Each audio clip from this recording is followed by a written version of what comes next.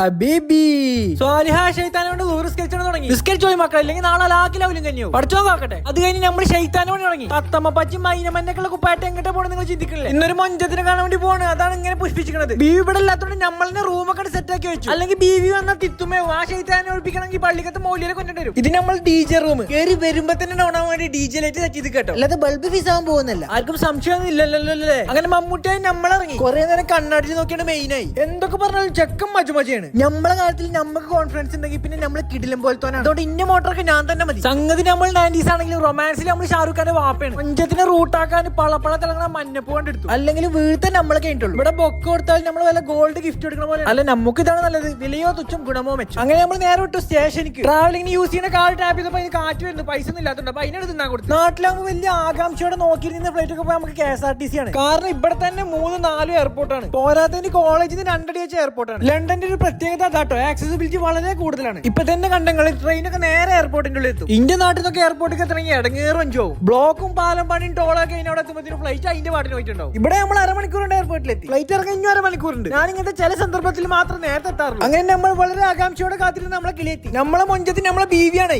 Hungary പോയിട്ട് training ഒക്കെ കഴിഞ്ഞ് വരുന്ന വരവാണ്. കഷ്ടപ്പെട്ട് പരിശ്രമിച്ച് തന്റെ സ്വപ്നം ഒഫീഷ്യലി നേടിയെടുത്ത് വരുന്ന വരവാണ്. ഇപ്പൊ ഒഫീഷ്യലി ക്യാബിൻ ക്രൂ ആയതുകൊണ്ട് എന്തൊക്കെ കാണണം റബ്ബേ. കടന്നുറങ്ങുമ്പോഴും ടാഗ് ഒന്നും അയച്ചേക്കില്ലാന്ന് തോന്നുന്നത്. പിന്നെ അവിടുന്ന് കണാരേട്ടനെ കടത്തി വിട്ടുന്ന തള്ളായിരുന്നു. ട്രെയിനൊക്കെ പൊളിഞ്ഞാടൊന്നും എന്റെ പേടി. തള്ളു കാട്ടി ക്ഷീണം മാറാൻ നേരെ വിട്ടു മാജിക് മസാലയ്ക്ക്. ഒരു ചട്ടിച്ചോറും ഒരു ചിക്കൻ ബിരിയാണി ഓർഡർ ചെയ്ത് ബാത്റൂമിൽ പോണ വഴിക്ക് വല്ല മണിയറാക്കി വെച്ചിരിക്കണം. കണ്ടൊന്നാണ് കടന്നുറങ്ങാൻ തോന്നും. കുടിച്ചതിനേക്കാളും വലുതാണ് മടയിൽ എന്ന് പറഞ്ഞ പോലെയാണ്. ബാത്റൂമിന്റെ ഉള്ളിൽ കയറി പിന്നെ അതിന്റെ ഉള്ളിൽ നിന്ന് നീച്ചു വരാൻ തോന്നില്ല. അങ്ങനെ നമ്മൾ ചിക്കൻ ബിരിയാണി വന്ന് വിത്ത് കോഴി മുട്ട പലതരം കൂട്ടാനുകളുമായി ചട്ടിച്ചോറ്. കുറ്റം പറയാനൊന്നുമില്ല, ഒരു ആവറേജ് ഫുഡ്. ഫോളോ ചെയ്താൽ അടുത്ത വീഡിയോ കാണാം. അപ്പൊ മക്കളെ മാസലമാ.